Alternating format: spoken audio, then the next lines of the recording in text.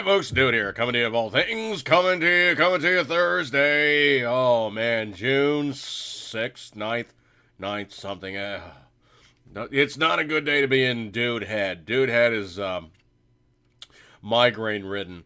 And I basically have copped the maximum amount of stuff I can cop, and I'm just kind of feeling on the cusp of functional, but it's on the ragged edge of, anything good. Oh man, I'm not having a good day in Dude Head. But what brings us to my day is going to be the subject matter thereof, of course, obviously you're going Trump versus Hillary.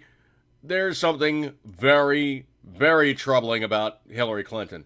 Number one, first off, she's a pathological liar. She will do anything to keep herself from looking in a bad light.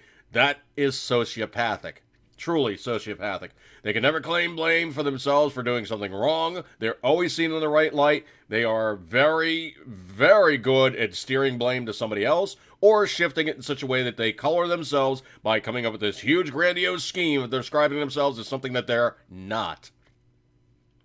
Now, also what she's done is she's now established herself in the running as being very stridently. If you didn't know it before, you know she is ragingly anti-gun. And I do mean lengths, depths, breadths, and amounts of anti-gun type of speaking verbiage.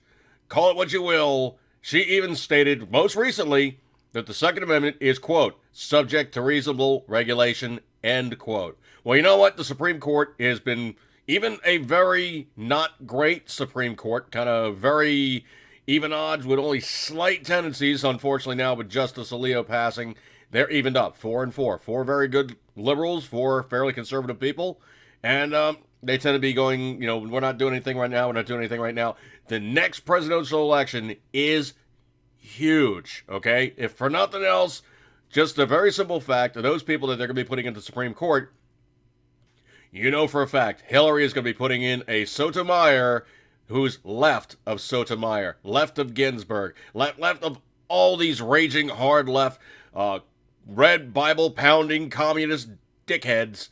They're going to be putting those into the Supreme Court to stack the deck against gun owners. Now, even though we've had, victories along the lines of Heller and a couple other really good judgments coming out of California, where the court has seen it for what it is. The Second Amendment is not parsed. The Second Amendment is an absolute. If you're not a felon, if you're a person seen as a good citizen, you are a member of the militia. The militia is everybody, okay? There's no way to screw around on that one. There's no way to change terms. There's no way to parse it. A well-regulated militia for the defending of your nation, blah, blah, blah, blah, blah. A well-regulated militia will not be, shall be allowed or shall be enforced or, I forget what the exact quote is. Hang on a second. Let's get this right. So keep myself honest. A well-regulated militia being necessary to the security of a free state, the right of the people to keep and bear arms shall not be infringed. Now, I don't know what she could say along the lines of trying to make it sound like something that it truly isn't, but that's pretty cut and dry, all right?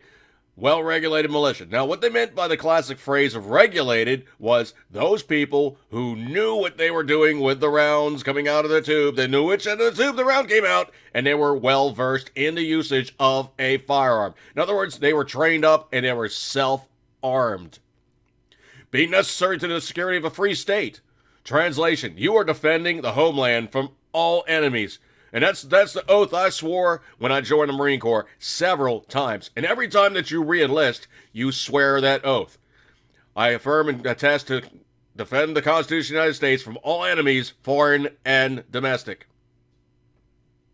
That's it, folks. You're basically swearing your allegiance to the homeland to defend it. You are stating anybody, even if they're another American, if they're trying to take down the Constitution, you proceed to take them out with extreme prejudice. The right of the people to keep and bear arms shall not be infringed. How can you parse that? The right of the people to bear arms shall not be infringed. There's no other way to see that except for what it is. The government is not given limitation upon the people by the Constitution of the United States. The Constitution is the limit on the government by its people. It is what the government is allowed to do and what the government may not proceed upon and may not enforce as its way of usurping the will of the people to overthrow the government in times where it becomes tyrannical. There's no other way to see it except for what it is. Hillary Clinton saying these things truly has shown herself to not be a viable presidential candidate, and she will never, ever be a person who can be trusted in the Supreme Executive's position in the United States. Now, of all these things, Obama has tried to make interludes. He's done executive actions and executive orders and all the rest of these fun things. The best he can do is stop importation. That's the best he can do. The stuff that is made commercially in the United States and sold to the American public, he cannot jack with. He can try, but if he goes to a court of law, he's going to lose every trip of the effing train. Now, Hillary is going to probably try these things as well.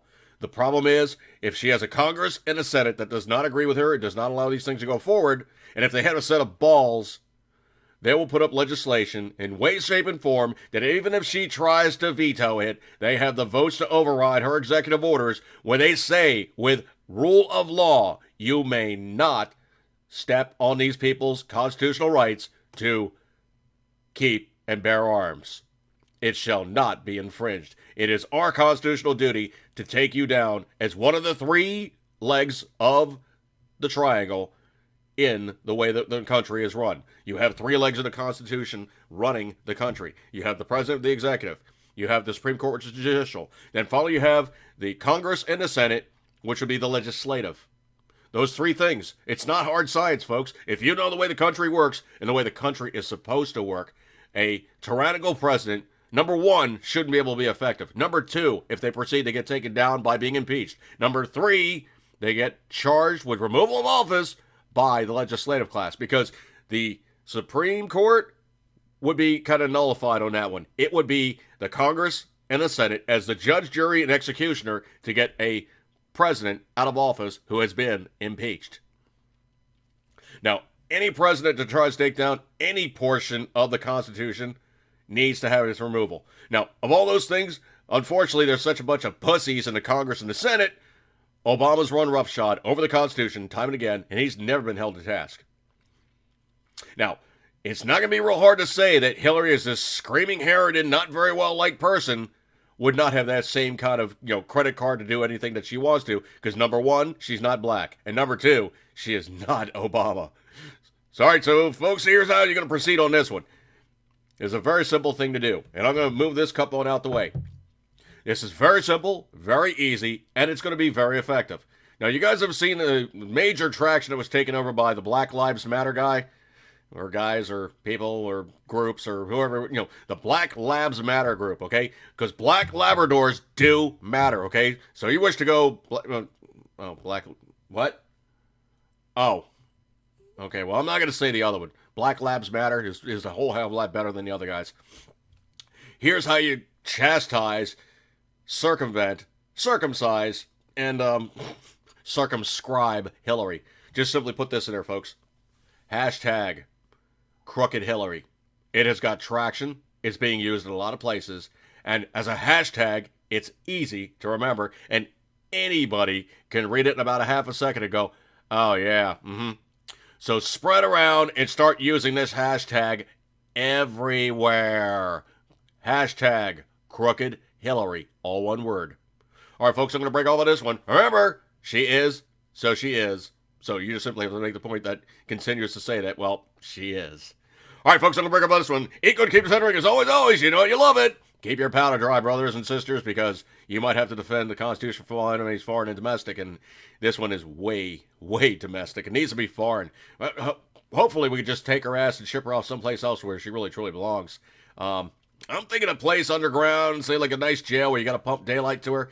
Yeah, she deserves to be in a jail for, well, life. And then pretty much under the jail after the end of her life.